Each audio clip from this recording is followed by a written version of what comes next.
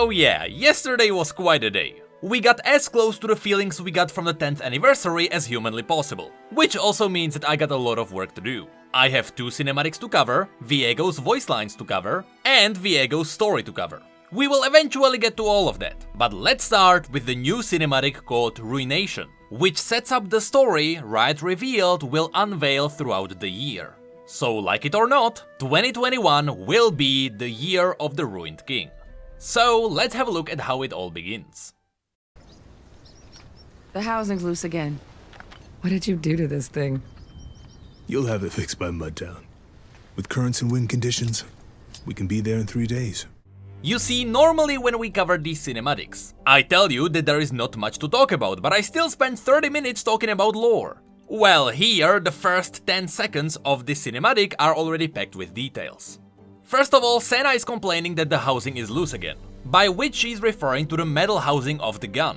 The white lightstone is really the engine of the gun. That's what's making it fire. You may even notice that the gun has no trigger, because the light sentinel who is firing this gun triggers it with his mind. And here Senna is complaining that the lightstone may actually fall out. Then Lucian replies that she will get it fixed by Mudtown, which of course is a place you can find on the map, and that they will likely get there in 3 days. Now this is actually referencing the story called Redeemed, which updated Senna's story about 3 days ago. We will likely cover that story with Viego when we get to him. But in short, that story is long, but it only really reveals one new thing. The main plot point of Senna, if you ignore the fact that she was captured by Thresh, was that, and I quote her bio, Senna first encountered the mist at an early age, when wreckage from a distant harrowing washed onto the shores of her home island. Young Senna decided to explore this wreckage, which got her cursed. Something reached out from it and touched her soul. The bio then continues. She was cursed, marked by the mist, so its horrors pursued her endlessly. The darkness drawn to her like dying moth to a living flame. She could never know when it would strike next, but worse was when it didn't come, and Senna had to imagine what awaited her in every shadow. As you can see, here the bio mentions that young Senna was cursed by a wreckage, which made the undead pursue her endlessly. For the next year after Senna's release, we didn't really know why this curse even existed. It never held any value to her lore. Honestly, it was kinda strange to even read about it. But this new story revealed what was happening. The wreckage that cursed her wasn't just a curse from the Blessed Isles. It was actually the Ruined Queen who reached out and clung to Senna's soul. And it was in this story that Senna learned that this curse had a voice and that it was a female. So in other words, the soul of the queen which the Ruined King is looking for is inside Senna. Of course, this will show later in the cinematic. But the reason why I paused here is because this is perfectly mimicking what we read about in the Redeemed story. There Lucian said, and I quote, "We can sail down the coast and provision in Holdrum, but we'll also need to anchor in Mudtown." Of course, Mudtown is where they are heading right now, which means that this cinematic is taking place in Holdrum. And in fact, if you have a look at what Lucian is doing in this cinematic, he is using a compass caliber, which is a tool where you can set a map ratio and you can measure a distance. And if you draw a line along the way Lucian is measuring here, you would actually end up in Holdrum, right next to Piltover. So this is really just a meaningless detail, but I love how Riot paid attention to this. Right now, they are in Holdrum, and they are heading to Mudtown. Now, since we know the placing of the cinematic, we should also mention the tower behind them. It has the Sentinel symbol, which means that in Holdrum there is a Light Sentinel hideout. We know that the Light Sentinels are scattered all across Runeterra, because they are fighting the undead wherever they appear. But it's curious to see that no one is here, only Lucian and Senna. One would guess that every Sentinel hideout would have at least one Sentinel to guard it. But apparently, that's not the case.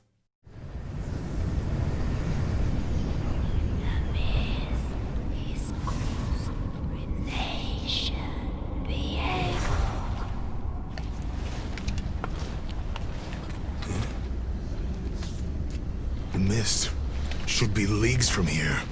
Well, it saved us a trip.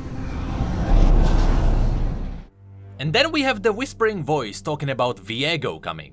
Of course, previously we would think that this would be the mist whispering, but after the latest story, we know that it is actually the queen whispering directly to Senna. This also reveals why is Senna's chest glowing here. That is the soul of the queen. Interestingly enough, here Lucian is surprised that the mist is here. But once again, the mist is here because it is drawn to Senna, or rather specifically, the soul of the queen.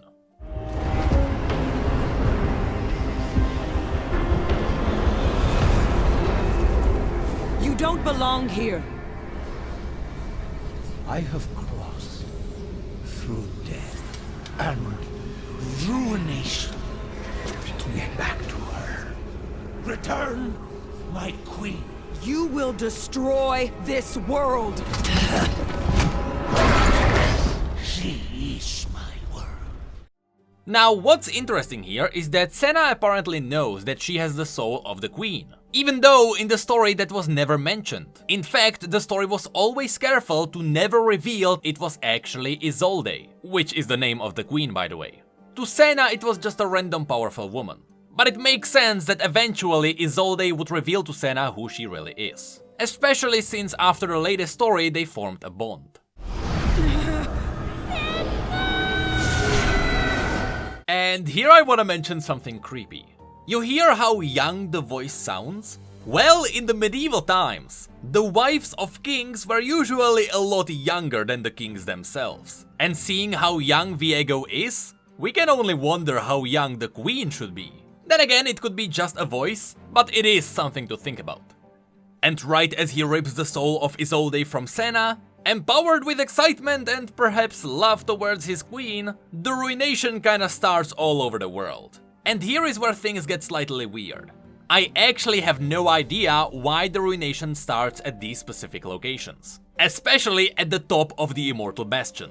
I mean, the Immortal Bastion is known for holding legendary artifacts. When Mordekaiser was still a living tyrant, he was hoarding powerful artifacts that would make him unstoppable. So it would make sense why something in the Immortal Bastion would be tied to the Ruined King. But I don't know why did this kind of ruination start right now. It almost feels like all of this is happening because the king got reunited with his queen.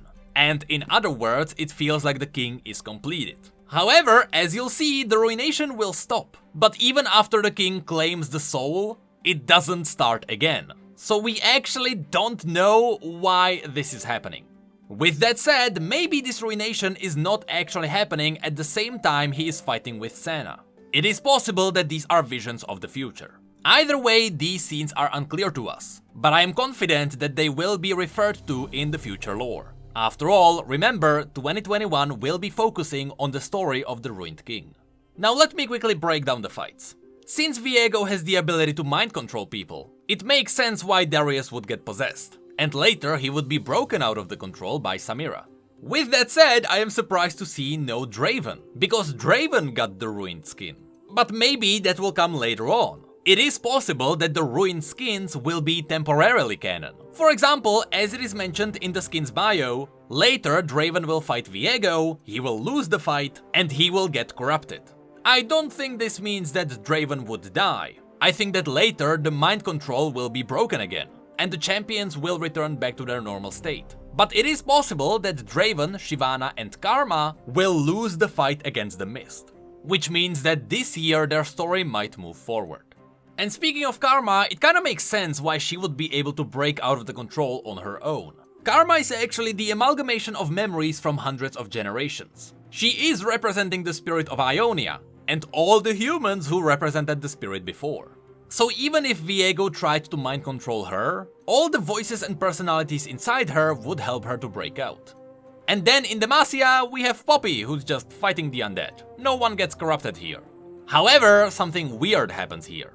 Vayne jumps out of magical stealth, and she doesn't shoot Poppy.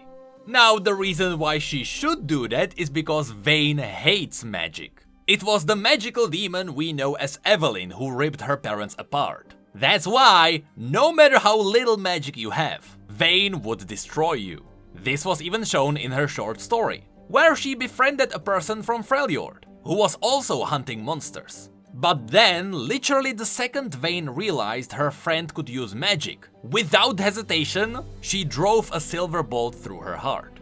So, not only is it weird to see Vayne using magic, but also to see her not shoot Yordles, who are just about the most magical creatures on Runeterra. But who knows, maybe this is foreshadowing that Vayne moved on. In which case, Riot, please update her story. We need to know why is Vayne now fine with magic. Anyway, after that, Lucian shoots the soul of the queen out of the king's hand, which interrupts the channeling of the Black Mist, which also hints that yes, all that ruination was probably happening at the same time. Senna then shoots the king from behind, in order to stop him from getting the queen, after which Lucian gets a choice which is not really a choice. To stop the undead from killing Senna or stop the king from killing Senna. So, you know, he saves Senna. And this is where things get interesting. First of all, it is interesting to see that even after the king claimed the soul of the queen, the ruination is not continuing. It all still stopped. So we don't really know why he was channeling the power of the mist before. But also, Viego claiming the soul of Isolde is the beginning of this year. This is gonna be the plot point which will drive the entire year forward. And this is reflected at the end of the cinematic, where Senna wants to go back and find the queen. But Lucian tells her that they won't be able to do it alone, which really underlines the story to come. What I am expecting from this year is that we will get different stories from all corners of Runeterra, or rather specifically stories about Karma, Darius and Samira, and Poppy and Vayne, and over the months, all of these champions will team up, and together they will fight Viego. That's my prediction for the story of 2021. And interestingly, the cinematic ends with Vayne revealing the tomb of a Light Sentinel. Right now, we don't really know how significant this will be for the lore, but we know that throughout the last few years, Senna and Lucian were traveling around the world, looking for souls who know anything about the Ruined King, because Senna could talk to those souls and learn how to defeat him. I believe that's what Senna is going to do now. She will travel to all of these places with the tombs of the Light Sentinels, and she will gather information on how to defeat the king. But there is still one last question. Are these tombs connected to the fact that the ruination started specifically in Noxus, Demacia and Ionia? Did the Ruined King channel the mist out of these places for some specific reason? That's what will be revealed in this year's story. Now, to end this video, I need to go through a prediction. You see, almost a year before Viego was revealed as a champion, I jumped the gun early and called out that the Ruined King will be a champion. The year had many teasers pointing towards it, and after the latest roadmap it became quite obvious. So now I wanna do the same thing. I wanna predict who is gonna be the last champion of 2021, because let's be honest, it is quite obvious. Isolde, the Ruined Queen, will be that champion. And here are the reasons. First of all, in the video where they went through all the champion teasers, they used about 5 different sewing puns. The image used to tease that champion is a sewing needle. In the redeemed story, there was a trio of lights that turned and twisted, knitting together the form of Isolde. And Viego described Isolde as a seamstress. All of these point at the fact that Isolde is gonna be this sewing champion. But all of this really comes together when you have a look at the icon on the sewing kit. You can see that it perfectly matches the ring of the Ruined King, which is also the symbol found on his blade. So yes, the Queen will absolutely, without a doubt, become a champion. And in fact, to close this video, let me play the exact moment I realized this on stream. This is... Oh, I see it! Oh, I was blind. This is the Queen. I will... my bands, if it's not the Queen. On camera. No, okay, maybe not that, but... You know why? Look at the symbol. Look at this symbol. You know where we have seen this symbol before? You know where we have seen it before? Hold on, let me just hide my monitor in case there's like some naughty things somewhere. You know where we have seen this before? Oh! What is that? You see the symbol? You see the symbol? Oh no. The ring of the Ruined King is the exact same as this. So yeah, this is the Queen. This is the Queen. This is the Queen. The end.